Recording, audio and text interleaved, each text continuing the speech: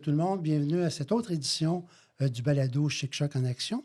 Aujourd'hui, nous allons traiter de la question de l'interdiction des cellulaires à l'école. Et pour en discuter, bien, on reçoit M. Steve Boulay, qui est directeur à l'école C.A. Pouliot. Bonjour. Bonjour. Et Mme Joanie Cloutier, qui est, elle, directrice à l'école Murdochville, les prospecteurs. Exactement. Bienvenue également à cette deuxième édition de notre balado. Donc, on a parlé que, justement, le ministre avait annoncé pour le début de cette année scolaire le retrait des cellulaires à l'école. Comment vous avez travaillé tout ça chez vous, là, dans vos écoles respectives? C'est sûr que dès qu'on l'a su, on trouvait important de faire des consultations rapidement pour pouvoir avoir les membres du personnel, les élèves puis les parents également. Donc, c'est sûr qu'avant même de recevoir tous les écrits officiels, on a quand même amorcé une consultation parce que de notre côté, on s'était dit que même s'il y allait avoir des modifications, on allait y aller avec le fondement de la nouvelle loi, c'est-à-dire une interdiction complète.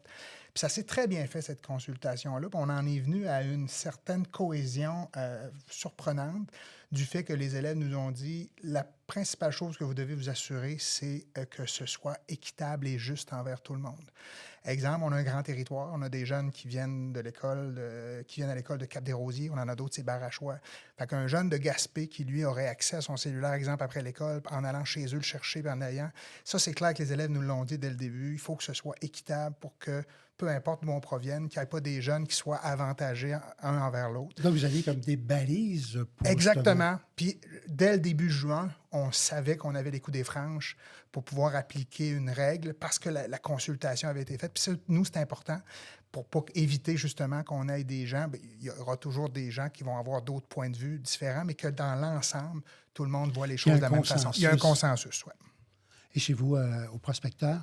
On a commencé justement par en parler avec le personnel aussi quand la nouvelle a sorti. Il y a eu quelques discussions durant les cours. C'est sûr que nous, on a de petites cohortes, donc on a 30 élèves environ au secondaire. Donc, les discussions ont pu avoir lieu justement dans les cours.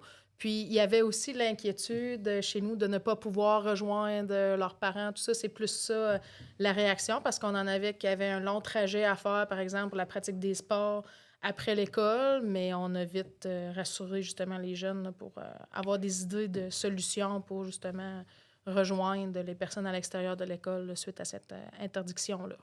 Donc, vous avez dû également présenter ce dossier au conseil d'établissement, oui. Parce que j'imagine que c'est inclus dans les codes de conduite, dans les codes de vie. Et les membres du conseil ont réagi comment lorsque vous leur avez présenté là, Bien, en partant, le conseil est formé d'élèves, de parents et de membres du personnel. Donc, comme les gens avaient tous été interpellés pour être consultés, il n'y a pas eu de surprise quand on est arrivé au conseil d'établissement. Les gens savaient que ce qui allait être présenté, puis ils avaient été consultés. Donc, ça fait en sorte qu'il n'y a pas vraiment eu de surprise ou de gens qui ont dit « bien, c'était pas tout à fait ça qu'on avait discuté ». Ça avait été fait d'emblée. Puis, on s'était laissé une marge aussi dans le cas où il y aurait eu des petits accrochages de perception, ou du moins, on s'était laissé une marge dans le temps pour qu'on puisse avoir du temps jusqu'à la fin de l'année scolaire pour faire des ajustements. Mais dès le premier conseil d'établissement, tout le monde... Parce que dans vos consultations, les parents étaient inclus. Exactement. Okay.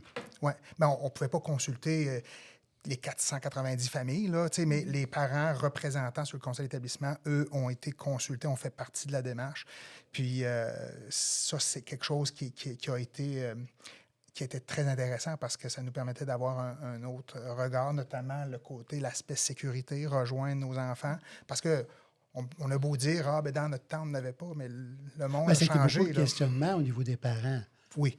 Ce qui est très bon, comment je vais communiquer avec mon enfant. Et ça, vous répondiez quoi à ce moment-là? Bien, il y a des solutions justement qui existent. Oui, avant, on fonctionnait avec le secrétariat aussi, avec des téléphones justement qu'ils pouvaient utiliser pour rejoindre leurs parents. Donc ça, c'est toujours c'est toujours possible de le faire par l'entremise d'un membre du personnel. Puis les parents se questionnaient aussi beaucoup pour l'utilisation durant les sorties scolaires, durant les parascolaires, comment on allait appliquer là, cette interdiction-là. Donc c'est plus là-dessus que ça a discuté au conseil d'établissement avant d'en arriver à mettre la règle au code de vie, mais c'est ça, interdiction qu'on n'avait pas le choix de mettre au code de vie aussi. Là.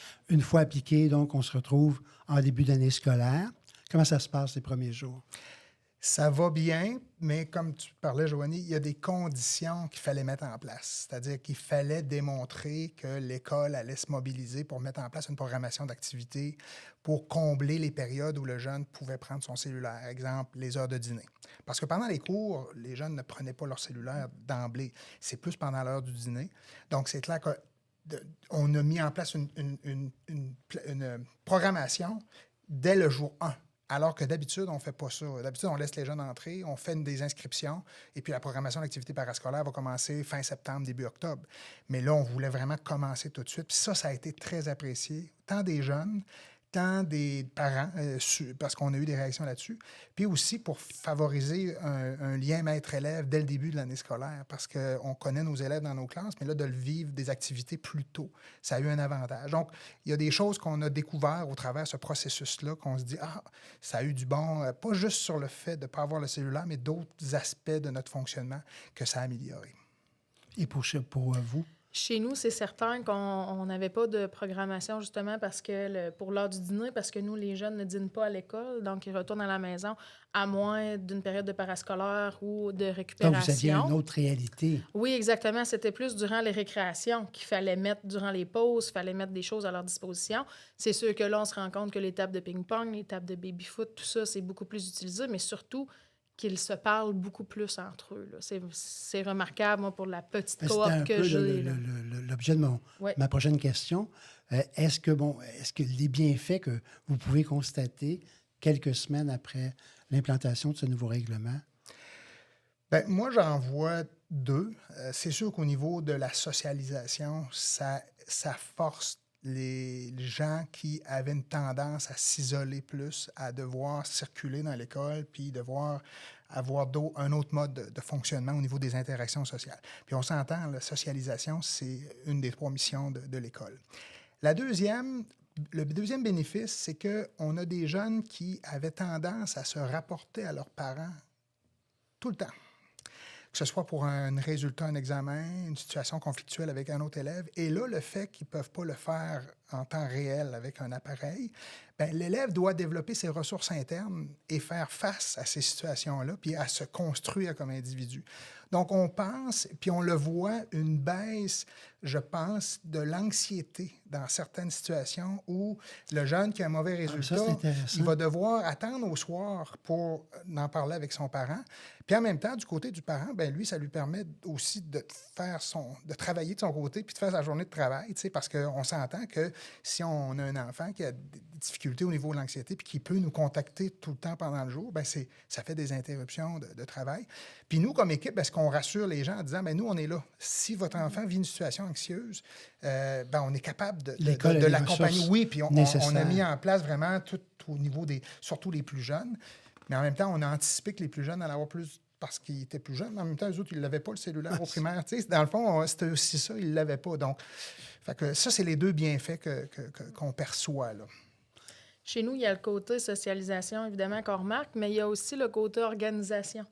J'ai l'impression que les jeunes avaient plus pour acquis avant. Je suis peut-être pas obligée d'apporter mon lunch, je vais pouvoir prévenir mes parents pour qu'ils viennent m'en porter un. Donc là, ils doivent anticiper un peu leur journée s'ils ont des récupérations, s'ils ont des parascolaires. Plus dans la prévision. Exactement, oui. Donc ça, je pense que on voit une amélioration. Là, on voit moins de circulation de parents aussi à l'école qui viennent porter des lunchs dernière minute, tout ça. Même pour aviser leur employeur, des fois, que c'est après l'école qu'ils restent, si jamais ça n'a pas été fait avant. Là. Mais on voit justement qu'ils sont un peu plus organisés là, à ce niveau-là. Là. Les actualités passées parlaient beaucoup de cyber-intimidation. Est-ce que vous croyez que l'interdiction du cellulaire a eu un effet sur la cyber-intimidation à l'école? Moi, je ne peux pas dire aujourd'hui si... Je ne vois pas de plus ou de moins. C'était pas une grosse problématique dans notre milieu. Fait que je ne peux pas vous dire aujourd'hui, là. Mais en même temps, comme ils ne l'utilisaient pas souvent non plus, là, le cellulaire. Puis quand ils l'utilisent pour prendre des images à l'école, bien, en partant, les élèves n'avaient pas le droit de prendre des images d'autrui à la base. Donc, nous, je ne peux pas dire aujourd'hui si ça a eu un impact positif ou négatif sur tous les incidents en lien avec l'Internet, là. Mais c'est sûr que présentement, ils n'en ont pas du tout. Par contre, Des fois, on était informé de situations qui avaient pu avoir des choses sur les médias sociaux. On prenait le jeune puis on vérifiait son cellulaire avec lui, mais là, on ne peut pas le faire. Donc, il y a des fois des situations que, exemple, on a entendu parler que la fin de semaine, il s'était passé quelque chose, il y a peut-être des images.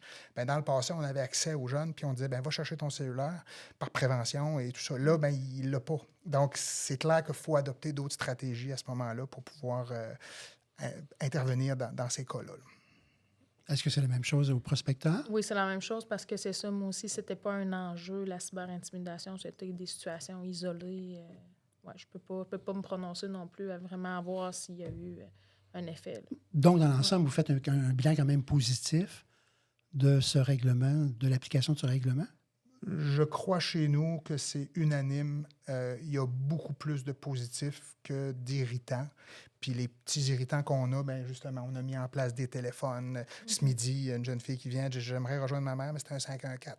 Donc, c'est un interurbain. Donc là, nous, bien, on a des téléphones. Fait que là, il faut trouver des petites solutions, mais on parle de problèmes mineurs. Mais dans l'ensemble, pour l'ensemble des parents, parce qu'ils nous le disent aussi, pour eux, comme parents, le matin, il n'y a plus de discussion à savoir t'amènes-tu ton cellulaire ou pas à l'école. Tout le monde est pareil. Parce que vous savez, un ado, hein, ben, les autres ont le droit, pourquoi moi, j'ai pas le droit? Là, ben, c'est tout le monde. Donc, les parents, je crois, dans la grande majorité, sont satisfaits. Puis nous aussi, comme membres de l'équipe école. Puis les jeunes, en tout cas, moi, on sent... Là, on commence le mois de novembre. Là, il y a moins de luminosité un peu. On va voir là, ce qui s'en vient. Mais ultimement, depuis le début de l'année scolaire, on a des jeunes heureux. Il y a eu quelques petits irritants, justement, comme pour les premières des sorties exemples scolaires, d'irritants, oui, OK. où on se demandait est-ce qu'on l'apporte ou pas. Donc, mais la consigne était tout de même claire dans ce qui avait été présenté aux jeunes. Mais on a recadré ça, puis ils comprennent là, par après la discussion. Quand on prend le temps, justement, de leur expliquer, puis ils étaient prévenus depuis juin l'an passé. Donc, il y avait eu la consigne avec la brochure, justement, explicative aussi, qu'on remercie les gens de CO Pouliot d'avoir partagé avec nous aussi. Puis, c'est ça, ils étaient prévenus depuis juin. Donc, il y avait eu la chance de se préparer aussi à ça. C'est sûr que, c'est ça, on vit les premières expériences, la première sortie de la rentrée scolaire. C'est sûr qu'il y a des élèves qui ont voulu essayer, justement, de tester la consigne, mais ça s'est recadré rapidement. Puis en terminant, est-ce que, selon vous, il y a des défis encore à relever pour l'application de ce règlement dans l'interdiction des téléphones? Bien, c'est sûr qu'au niveau de la socialisation, ça va toujours rester un enjeu. Puis, je pense que oui, les défis, c'est d'apprendre à socialiser de façon adéquate. Le cellulaire reste présent dans la vie des jeunes, donc ils vont l'utiliser quand même. Il faut quand même qu'ils apprennent à devenir des citoyens numériques. Donc ça, c'est l'appareil comme tel le jour. Mais on s'entend, il y a 180 jours d'école, il y en a 185 qui n'ont pas d'école. Donc je pense qu'il faut quand même, de ce côté-là, apprendre à utiliser ces outils-là. Mais la socialisation qui vient avec le fait de devoir sortir et je pense que c'est un des plus beaux apprentissages que présentement les jeunes sont en train de faire. Très intéressant. Mm-hmm.